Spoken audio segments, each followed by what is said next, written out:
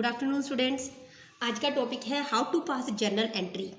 Journal entry ये +1 वाले बच्चे भी सीख सकते हैं, +1 वालों के लिए है, बाकी सारे भी सीख सकती हैं।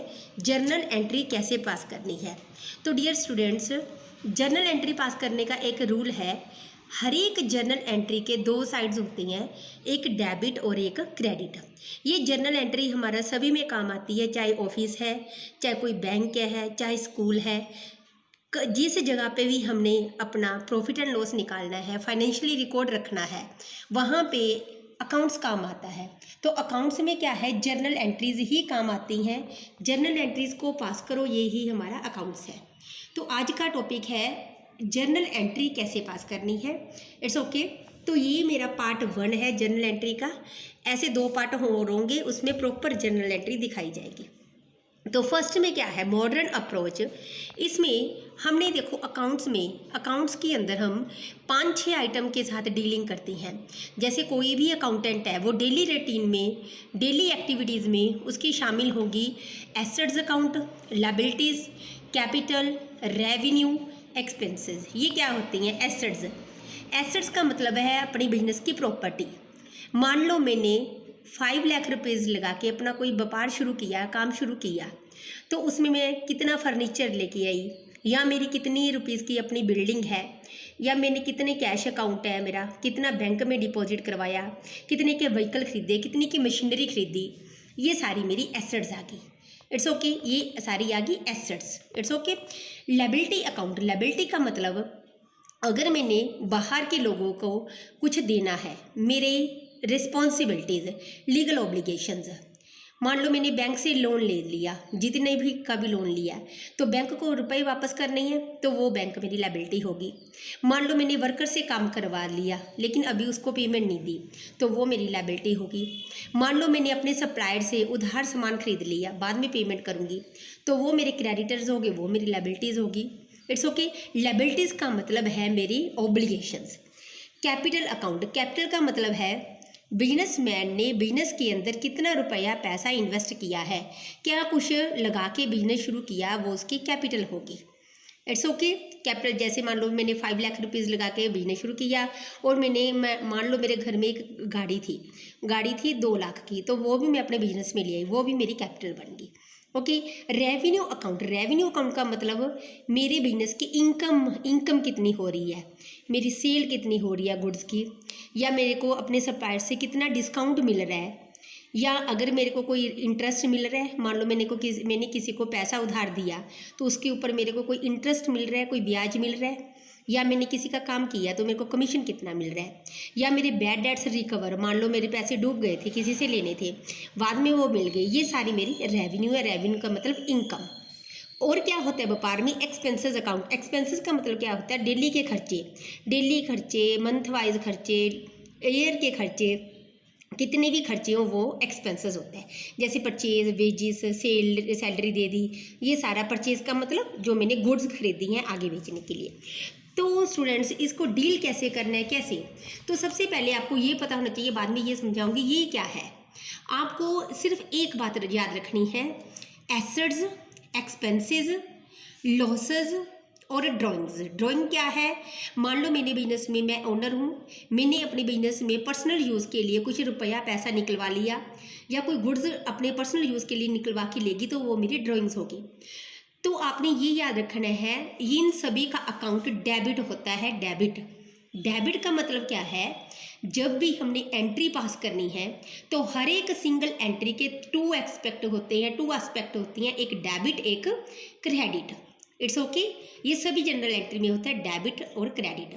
तो आपने सिर्फ आज यही बात ध्यान रखनी है, एसेट्स, एक्सपेंसेस, लॉस, ड्रॉइंग का डेबिट बैलेंस होता है, और एसेट्स का रिवर्स क्या है, लायबिलिटी क्यों है, मैंने मान लो किसी के पैसे देनी है, या इनकम है, वो मैंने पहले सारी डिस्कस कर दिया आपको, या प्रॉफिट्स है, या कैपिटल है, इन सभी का बैलेंस क्रेडिट होता है। तो आपने ये जरूरी बातें जरूर याद रखनी है।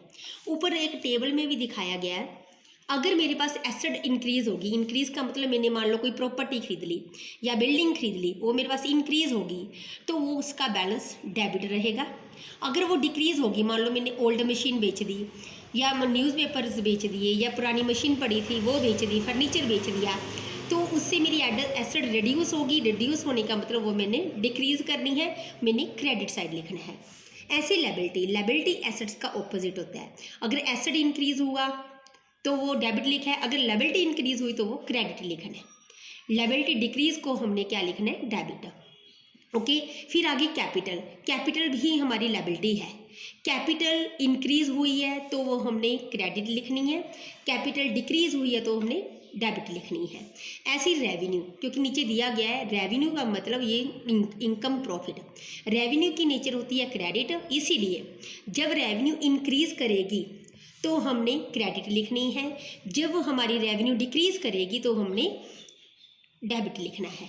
ऐसी एक्सपेंसेस, क्योंकि एक्सपेंसेस का नेचर होता है हमारा डेबिट साइड का, इसीलिए एक्सपेंसेस बढ़ेंगे। मान लो मैंने किसी की सैलरी दी है, रेंट दी है, किसी को कमीशन दी है, तो rent account, salary account, commission account वो मेरा बढ़ गया ना, तो वो मैंने क्रेडिट करना है।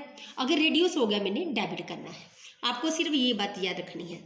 जैसे आपकी जनरल नॉलेज के लिए यहाँ पे एक क्वेश्चन लिया है, अब आप मेरे साथ सोचो और मेरा सुनो क्या बोल रही हूँ मैं। जैसे यहाँ पे कुछ अकाउंट्स दिए गए हैं, तो हमने ये फॉलो करनी है, ये देखना है कि ये कौन सी अकाउंट है, एसेट्स है, लायबिलिटी है, कौन सा अकाउंट है और ये डेबिट आएगा या क्रेडिट आएगा।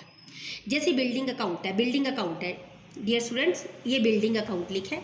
बिल्डिंग की नेचर क्या होती है, हमारी एसेट्स, हमारी property. Building account, assets account मैंने पहले बोला, एसेट्स इंक्रीज, ये मान लो सारी इंक्रीज हो रही है, क्लियर। अगर मैंने बिल्डिंग खरीद ली वो इंक्रीज होगी तो मेरा एसेट्स है तो इसकी नेचर आएगी डेबिट। ये क्रेडिटर्स है, मान लो मैंने किसी से उधार सामान खरीद लिया तो क्रेडिटर्स है, ये आ गया मेरा लायबिलिटी साइड, देनदारी सारी बिजनेसमैन ने जो बाहर के लोगों को देनी है, अभी लायबिलिटी आ गया। लायबिलिटी की नेचर होती है हमारी क्रेडिट, तो ये क्रेडिटर्स क्रेडिट में आएंगे। राम ओनर का मतलब ये ओनर ने जो पैसे लगाए हैं, कैपिटल है, कैपिटल भी बिजनेस की लायबिलिटी है, ये इंक्रीज होगी, ये भी क्रेडिट में आएगी, क्रेडिट साइड होगा, ये लायबिलिटी है। परचेज, ये खर्चे हो गए, गुड्स परचेज कर लिए आगे सेल करने के लिए, ये खर्चे हो गए, खर्चे की ये एक्सपेंसेस अकाउंट हो गया और एक्सपेंसेस जाएगा डेबिट साइड में। ये कैरीज है, किराया भाड़ा दे दिया कुछ भी, ठीक है, किराया मतलब ये जाएगा, ये एक्सपेंसेस हो गया, ये भी डेबिट साइड। कैश है, कैश हमारी प्रॉपर्टी होगी, हमारी एसेट्स होगी, एसेट का नेचर होता है debit. Okay, rent received account, ये रेंट पेड नहीं है, रेंट रिसीव्ड है, ये मेरी इनकम है, ऊपर दिया हुआ है इनकम की नेचर क्या होती है, क्रेडिट। तो रेंट अकाउंट कहाँ पे आएगा, क्रेडिट में, ये इनकम है, इनकम के साथ ये क्रेडिट में आएगा। इंटरेस्ट पेबल, ये इंटरेस्ट मैंने ब्याज देना, पेबल अभी तक पे नहीं किया, ये पेबल है, ये मैंने देने हैं पैसे। जितने भी पैसे बिजनेसमैन ने लोगों के देने हैं, ये क्या होती है हमारी लायबिलिटी, तो ये लायबिलिटी का बैलेंस होता है क्रेडिट। ओके, बिल्स पेबल, ये जितने भी पेबल है, आपने ये याद रखने, जितने भी पेबल है वो क्रेडिट साइड में आएंगे क्योंकि ये लायबिलिटीज है। अब ये हो गया डेटर्स। डेटर्स क्या होता है डियर, ऊपर लिखा है मैंने क्रेडिटर्स। क्रेडिटर्स कौन होता है, जिसके पैसे मैंने देने हैं, जिसके रुपए पैसे देने हैं, इसका बैलेंस क्रेडिट में आएगा। ऐसे इसका ऑपोजिट डेटर्स है। डेटर्स मैंने जिन जिन लोगों को क्रेडिट गुड्स क्रेडिट बेस पे सेल की है, उनसे मैंने पैसे लेने हैं, तो ये मेरा डेबिट में आएगा। आप ऐसे भी याद रख सकते हो, क्रेडिटर क्रेडिट में, डेटर्स डेबिट में। Accrued commission account, accrued commission क्या होता है, ऐसा कोई कमीशन जो मैंने अर्न तो कर लिया लेकिन मेरे को कैश नहीं मिला उसका, ठीक है, मैंने लोगों से ये पैसा लेना है, तो वो भी मेरी प्रॉपर्टी होगी, वो मेरी एसेट साइड आएगा और ये डेबिट साइड आएगा। ओके, बिल रिसीवेबल, तो मैंने ऊपर बताया था जितने भी पेबल है, पेबल वो हमारी क्रेडिट साइड में आएंगे, लायबिलिटी है, तो इसके ऑपोजिट जितने भी रिसीवेबल है वो मेरी एसेट्स होगी, वो डेबिट साइड आएगा। इट्स ओके, नीचे इसका सोल्यूशन दे रखा है। और नेक्स्ट पार्ट में मैंने दिखाना है, ये आपका पार्ट 1 था, दिस इज़ योर पार्ट 1, और पार्ट 2 में मैंने जर्नल एंट्री कंप्लीट कर देनी है कि बिजनेस में जर्नल एंट्री प्रॉपर तरीके से सही ढंग से कैसे पास करनी है। ये अकाउंट्स वाले बच्चों के लिए है, चाहे +1 वाले बच्चे हों, चाहे +2 वाले बच्चे हों, और लोगों के लिए भी है जो अकाउंट्स में अपनी डीलिंग करते हैं। इट्स ओके डियर, आगे की वीडियोस देखने के लिए मेरा चैनल सब्सक्राइब कीजिए, commerce classes bye Nishu madam.